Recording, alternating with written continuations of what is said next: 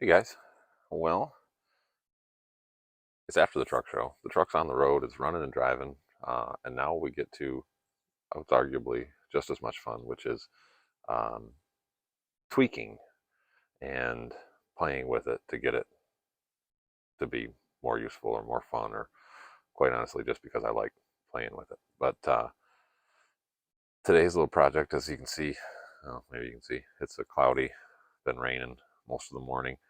But it stopped now, and at least for the time being, and I'm going to start messing with this fuel pump a little more. In time, I've got designs on, in the next couple years, I'd love to get a Jake brake head um, to put on this L10. Love to do a bigger turbo too, and potentially injectors, but I just don't know if I have my pump settings where they're ideal just yet for what I've got right now. So, got a part order. It's going to show up tomorrow, and I'm going to do some tweaking today and see what we net in terms of power and boost and things like that. So stay tuned. Let's get into it.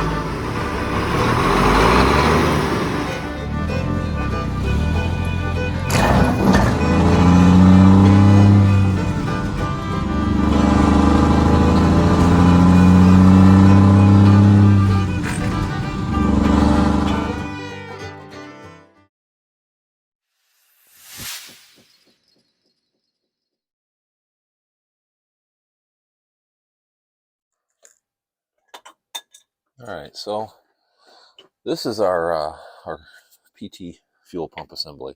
I've actually already ignore that spring. That's for the throttle lock that I've not um, worked on or repaired yet because I don't particularly need it without a PTO. But I have already pulled the springs off, and what I'm checking for is that everything I'm reading says that I should have what's called breakover at full throttle. So this is full throttle right here. You can see I'm pushing back. Now you can see pushing back on the throttle around. So that would be idle right there, which is fine. The truck idles at 700 RPM or whatever it is. That's where we want it. But at full throttle, what I'm reading is I should have some breakover in this shaft right here, which I'm not seeing. I come over, maybe just a hair, but regardless, I'm going to readjust for that once I put everything back together, but I'm going to pull this linkage off the throttle shaft right now. This cover's just loose, and I'm going to do some checking on my AFC and my throttle arm adjustments where I've got them. What I'm with the goal in mind being that trying to increase my boost level, because I feel like 15 to 17 psi is just a little low. It's an internally wastegated turbo, so it's relying on fuel basically to get me my boost. So I'm gonna do some digging and let's see what we find.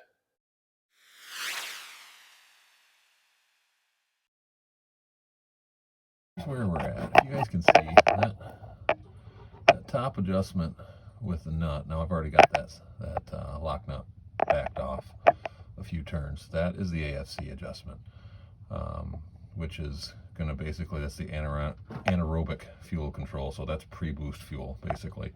I think I've already maximized that. And then the other one is, I won't be able to see it, but inside of that throttle shaft, and you can barely see, there's a straight slot screwdriver screw in there. That's the fuel screw. So that's going to adjust fuel pressure. So my fuel button that I installed, my new number 7 button that's in the back there, that's raising pressure that's available to the pump, and then this is sending additional pressure down the line to the injectors. Obviously, ultimately, it's going to be limited by the injectors, which is a step I need to take eventually. But what I'm going to do first is I'm going to get a baseline of where I'm at right now. So I'm going to turn these both in until they stop and count turns, and we'll see where we're at. All right, so I've baselined both of those and turned them both all the way back to the stops, and then come back out, and I am exactly 6 turns out on the throttle shaft, which is, from what I'm reading, max I want to go, and I am 4 full turns out on the AFC, which, I mean, at some point I'm not going to see any change on the AFC. I've read anywhere from 4 turns is your max to 1.5 turns is your max, so I went to 4 to get my max. I think I was actually farther out on at least that one, and possibly on the other one too. The other one, before I lubed it up, they were both kind of hard to turn, so they're spinning freely now, so I just baselined them and moved back out. So next is to reinstall the throttle lever, the throttle arm, and adjust the brake over. And then also what I've got coming tomorrow is a fuel pressure gauge, a 300 psi liquid filled gauge, which I can tap right on that port. If you can see it on the fuel solenoid, that's actually just a quick disconnect port right now, so I'll take that out and permanently mount a gauge right there. So that way we can do a throttle snap and see where we're at on fuel pressure, which will give me an idea of what's going on. But what I'm hoping is that it was either over or under fueling. Now this brake over on the throttle arm could be causing that too. So so we'll get this back in, we'll take her for a drive today, see how it does, and then the fuel pressure gauge will tell me some more tomorrow. Okay, well, I finished up the pump adjustment and took it for a drive.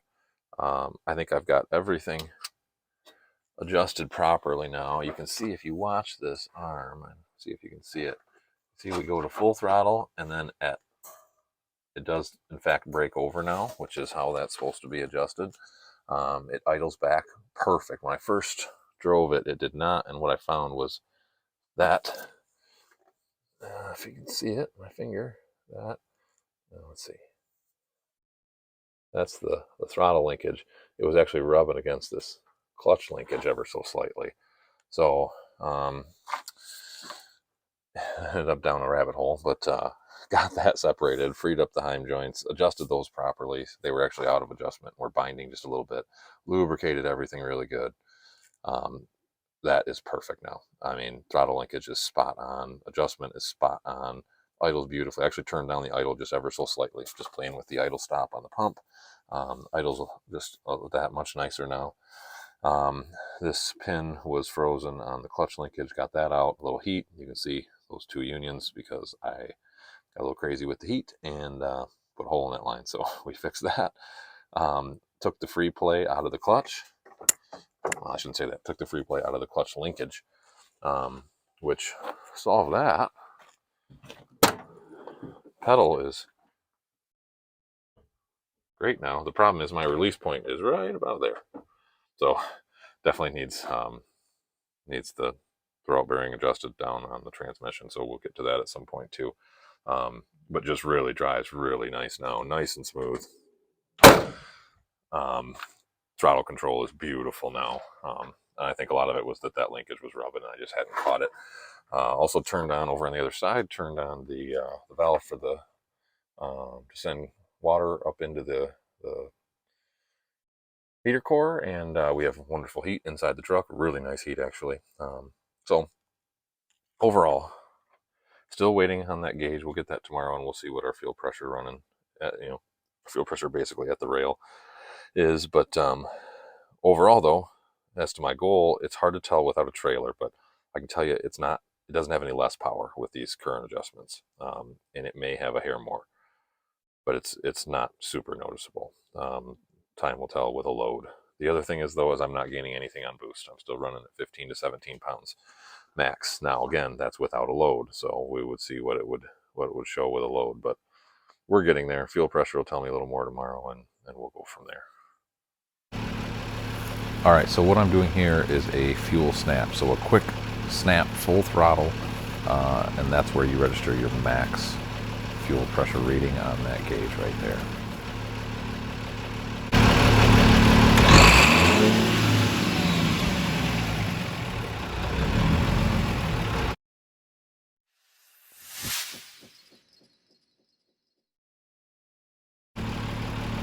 So what I'm doing here is adjusting that throttle screw trying to maximize the pressure that's going to show on that gauge and then in turn be delivered to the rail.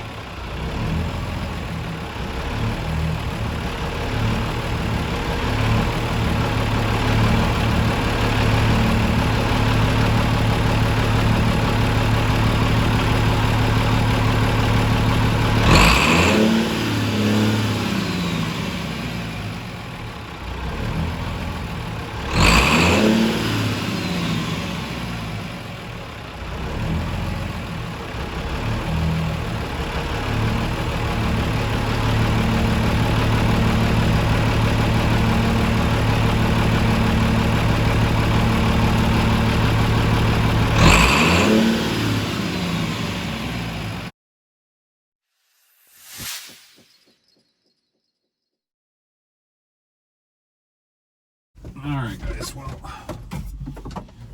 as you can see in my windshield, we've got raindrops. It's been doing that, you know, that stupid rain where it's just a mist and it just seems to never end. And whatever the weatherman says, it's always wrong, literally every time. So I don't know, it's now about an hour past when it was supposedly going to be done, and it's still going. But anyway, not enough to shut you down, just enough to be obnoxious. So I'm pulling this gauge panel out. Well, let's backtrack. So you saw the close of my fuel injection work.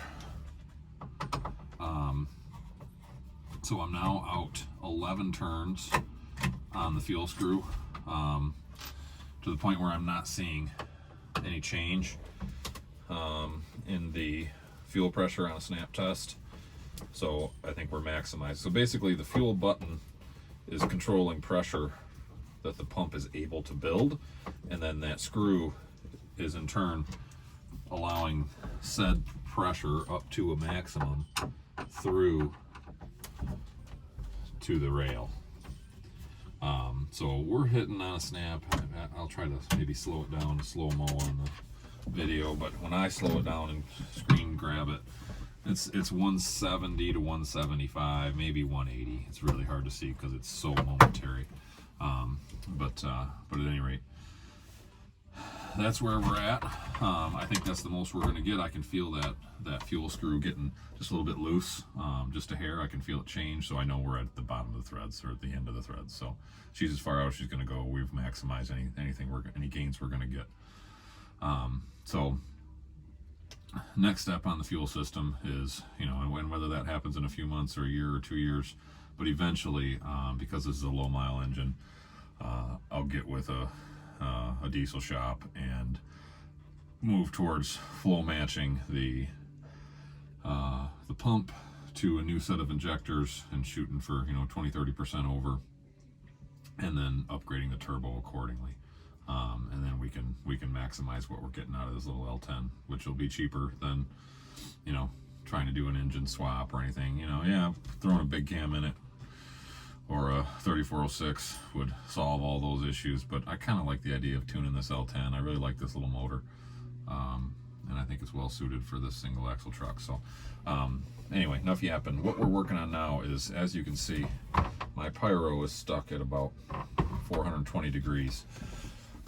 It worked great for a little while, and then it died. So we're gonna do a little test here, because I've read, yeah, no change whatsoever.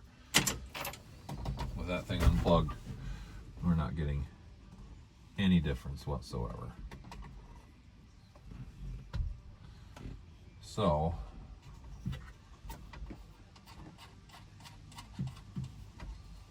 tells me that we don't have a problem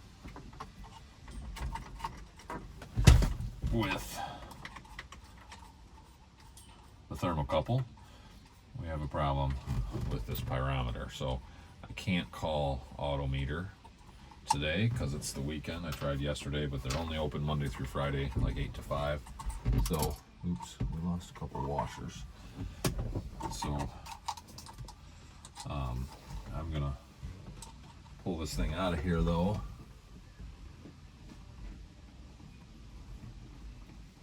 What is that wire though? We've got a loose wire.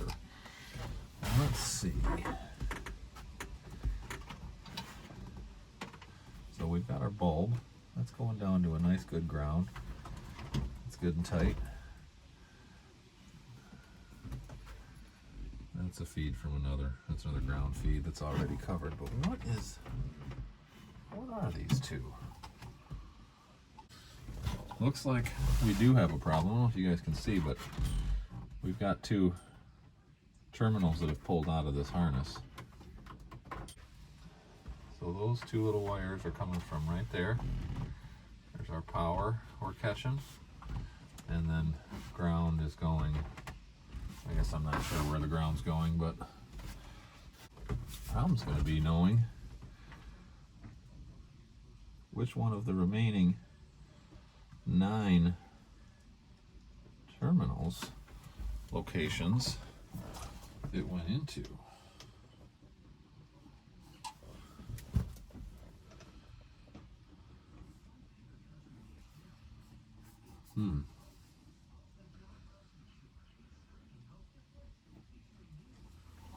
If in doubt, read the manual.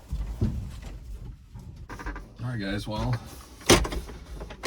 crisis averted. Apparently I didn't save the manual, but you know, it's 2022, so everything's online.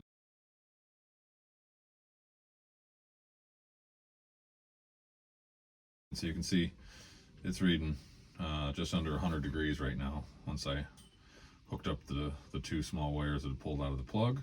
I really need to lengthen the harness. That's the problem, is when I'm pulling this out. Let's just give it a try here.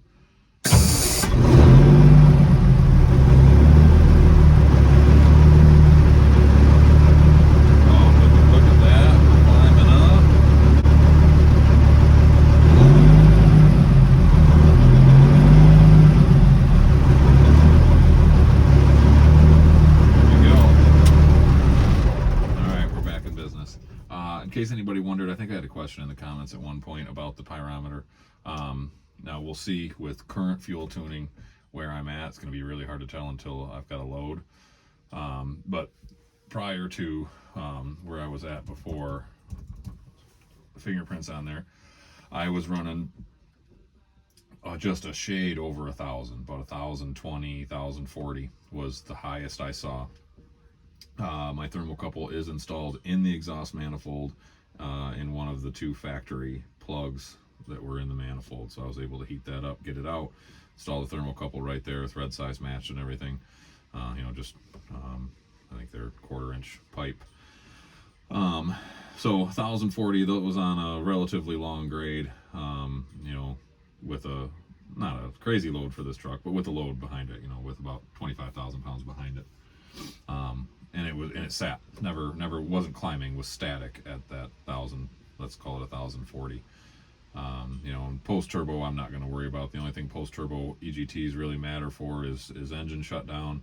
You know, and I'll just watch, you know, I can really monitor the same thing to, you know, to keep the turbo cooled down. I know if I've been pulling a long grade or whatever, I'll just wait until the pyro's reading down, you know, 300 degrees or something along those lines, you know, 200-300 degrees, and I'm good to go. So maybe even a hair more, obviously pre-turbo, but regardless, we're back in business. We'll get I might do a little work off camera getting that wiring harness extended so I don't have this problem again, but I'm gonna get these screws zipped back in, and once it dries up a bit here, we can go for a test drive and see where we're at.